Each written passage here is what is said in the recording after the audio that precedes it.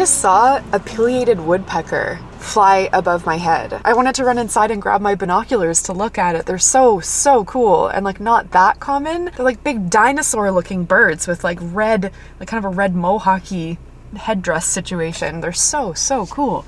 I can still see him or her. Like that's really neat. So hi, good morning. Holy moly. So yesterday was a colossal fail.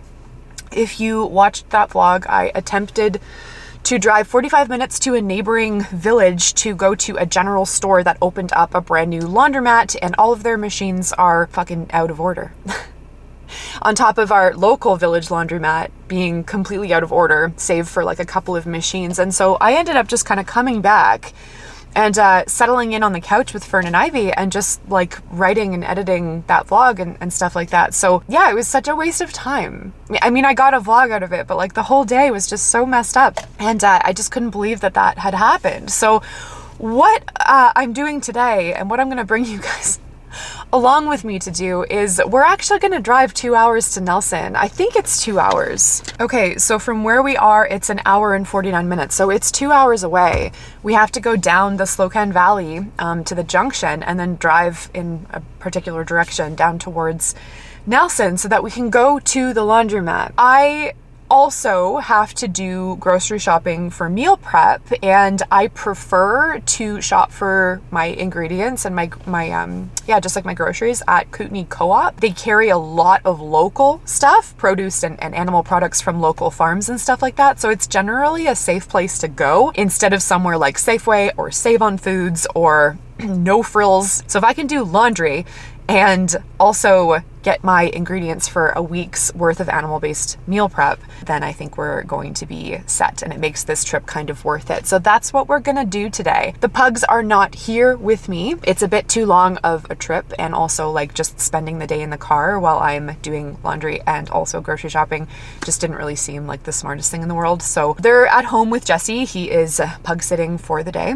and we're just gonna be together alone without the dogs, which is interesting and new and not usually the norm. So we'll see how that goes. But yeah, I'm just going to double check that I brought my laundry detergent to make sure that I'm not forgetting anything. And then yeah, we have nowhere else to go, no other stops to make before we just get on the road and make our way down there. So I will, I'll see you in 2 hours in Nelson, which is going to seem like 2 seconds.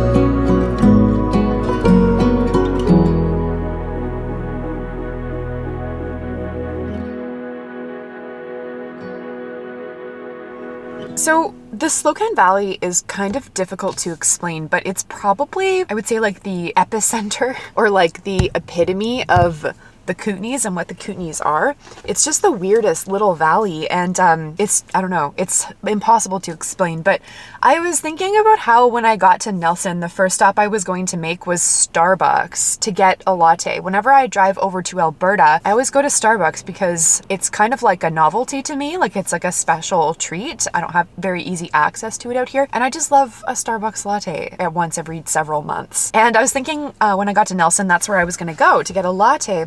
And I forgot that on the way through the Slocan Valley, which I don't travel down that often, there's a cafe that I have been wanting to go to for 5 years called the Frog Peak Cafe. It's a very well-known cafe in the area. And I thought about bringing in my camera to kind of like show you guys around, but it was my first time going in. I didn't know what to expect. I actually didn't know if it was more of like a restaurant or if it was like a cafe where I could walk up to the coffee bar and like order something, but it turns out it was a mix of both. And that place is a friggin' experience. Like, I wish I could just go in there with my camera and film all of like the neat little things on the wall, and the bathroom was like a disco party in there. But I ended up getting a elderberry chai made with elderberry syrup that they made there, and I added in pine pollen.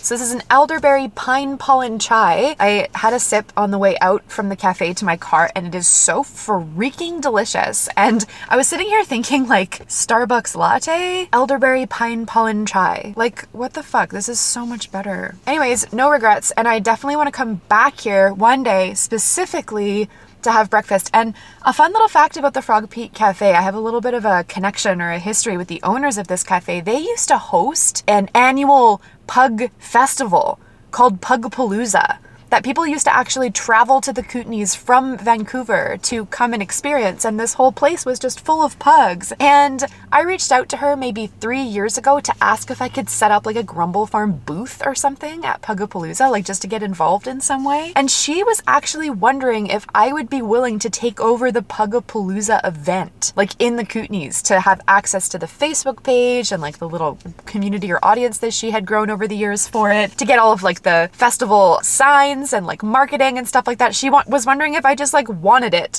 And I was like, oh my God, I was not expecting that. But at that point in time, I was planning to move back to Calgary. This was during a time where I moved back for 9 months and tried to live there apart from Jesse. It was a whole different chapter to Grumble Farm that happened a few years ago. And it just ended up kind of falling through the cracks. But I wonder where they're at with that now, because that's pretty funny. So I guess the owners have had pugs and they love pugs, and pugs are just like a part of their life. So that's kind of like a cute little connection I have with the Frog Peak Cafe. But I would love to take you guys back here to show you what it is now that I've like been in there myself. But anyways, I'm going to enjoy my elderberry pine pollen chai tea latte from the Frog Peak Cafe in the Slocan Valley.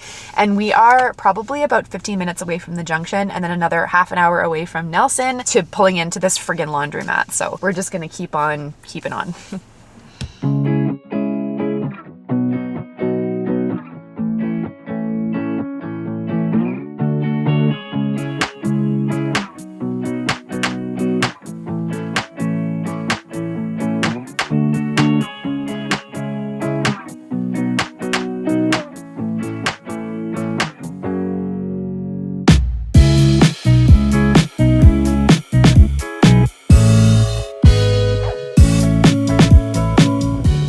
Okay, so I think, yeah, it's just in here.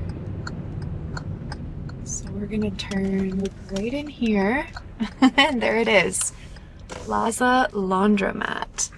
Okay, I have to park in front of the Canadian 2-for-1 pizza place, even though the laundromat, I don't know if you can see it. Can we see this? There it is. I guess what I'll do, actually, let me just flip this around so I can talk to you guys. Okay, so I just noticed a sign in front of the pizza place that says parking is reserved for customers only. I don't think they're open because it's 10:30 in the morning, but I think I'm just gonna wait until there's a spot open closer to the laundromat because I have to carry 2 laundry bins over there. But before I do that, I'm just gonna go inside and just take a look around and see what the vibe is. I know it seems really weird to be like anxious and nervous to go into a new laundromat, but I don't know, I get a little bit of anxiety going into new places when I don't really understand how things work. Like I have to figure out what coins the machines take and how they work and just like how the layout is in there. So it's just a little bit stressful for me. I don't know why. I also don't know if there's staff in here or like what the deal is. But anyways, I think what I'm gonna do is I have my GoPro. I usually use this to film driving shots through the windshield, but I have a chest mount. It looks like this. And I think I'm just gonna like mount my GoPro on the chest mount and wear it and just kind of like hide it a little bit so that I can attempt to film inside without being too super obvious. Usually I'm like using my phone, so I'll go in there like this, which kind of makes it, I don't know, to me that's sort of obvious that like someone's filming, although maybe not so much because everybody films this way these days, right? But I feel like, I don't know, when I'm like walking around like this, it's sort of suspicious. So I think I'm just gonna set this up on my chest and we'll take you guys in there so we can kind of get a feel for what's going on, and then we'll try and find a parking spot and load the laundry in.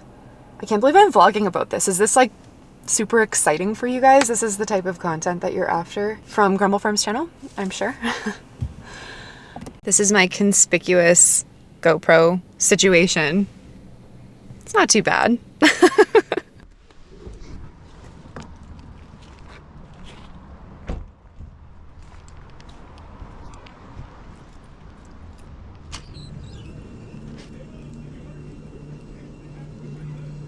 Hey, I'm good. How are you? Good. Good. I've never been here before. It's my first time. Okay. So it's $4 for the top loads and $5 for the front loads. Okay, cool. And is it just porters and loonies or? Most of them take quarter. And Quarters, then, okay. Yeah. Perfect. Sounds good. And then I just brought like a bottle of liquid stuff, like liquid detergent. That works? Yeah. Okay. So in the front loaders, there's a where you can pull and put the liquid, and then for the top loads, you can just pour Okay, it. perfect. Awesome. Thank you so much. That's great.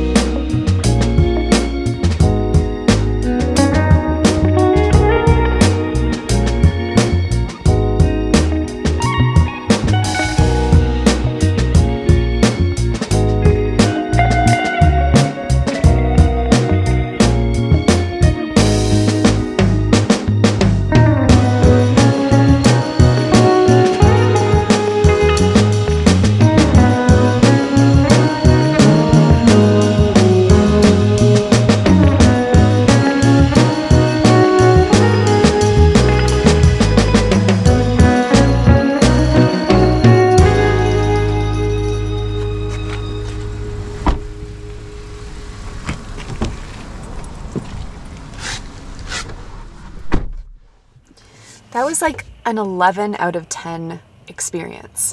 Except for that, it was extremely busy. It's gotten even busier now. I felt like a fucking idiot filming myself in there. I tried to be all conspicuous and like tucked myself into the back corner to try and get like shots of myself, and then I'm pretty sure this is not as conspicuous as I thought. I turned off the front screen and there's no blaring red light that makes it obvious that I'm recording anything, but like it says GoPro, and there were people giving me some funny looks, so I had to get over some discomfort of filming myself in public, which is always good practice. No better place than a laundromat to do that, I guess. That was lovely. That was everything I needed it to be. happy. The machines were working, they were efficient, the dryers were drying without melting my shit. The washers were quick and efficient, and like everything was just great. Like that was fantastic. I would say that the 2 freaking hour drive up here to go to Plaza Laundromat is worth it.